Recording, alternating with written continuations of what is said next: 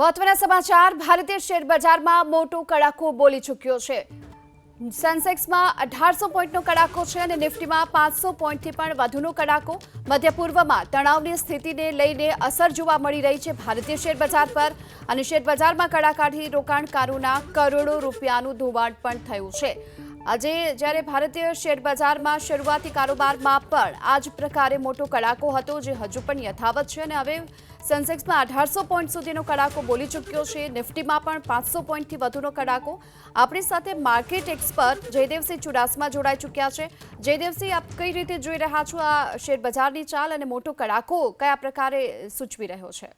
બિલકુલ, ભારતીય શેર બજારમાં આજે સેન્સેક્સ, નિફ્ટી અને બેંક નિફ્ટીમાં સારો એવો ઘટાડો જોવા મળી રહ્યો છે અને તેના મુખ્ય બે કારણો છે। ખાસ કરીને મિડલ ઇસ્ટ કન્ટ્રીમાં અને તેમાં પણ ઇઝરાયલ અને ઈરાનને લઈ જે તણાવભરી પરિસ્થિતિ છે તેનું દુનિયાભરના બજારોની સાથે સાથે ભારતીય શેર બજારમાં પણ થોડુંક નેગેટિવ ઇમ્પેક્ટ જોવા મળી રહી છે અને સ્થાનિક કારણોમાં જોવા જઈએ તો જે તાજેતરમાં જ F&Oને લઈ અને સેબીનો જે સર્ક્યુલર આવ્યો છે અને તેમાં સટ્ટાકીય પ્રવૃત્તિને નાથવા માટેની જે બાબતો છે તેને લઈને પણ એક નેગેટિવ સેન્ટિમેન્ટ સર્જાયું છે અને તેને લઈ સેન્સેક્સ, નિફ્ટી અને બેંક નિફ્ટીમાં આજે સાર્વત્રિક વેચવાલી જોવા મળી રહી છે અને ઘણા સમય પછી ભારતીય શેર બજારમાં સેન્સેક્સ અને નિફ્ટીમાં આટલો મોટો એક દિવસે ઘટાડો જોવા મળી રહ્યો છે। જી, આભાર આપનો આ સમગ્ર માહિતી બદલ। તો મધ્ય પૂર્વમાં તણાવની સ્થિતિને લઈ વૈશ્વિક બજારની સાથોસાથ ભારતીય શેર બજારમાં પણ મોટો કડાકો બોલી ચૂક્યો છે।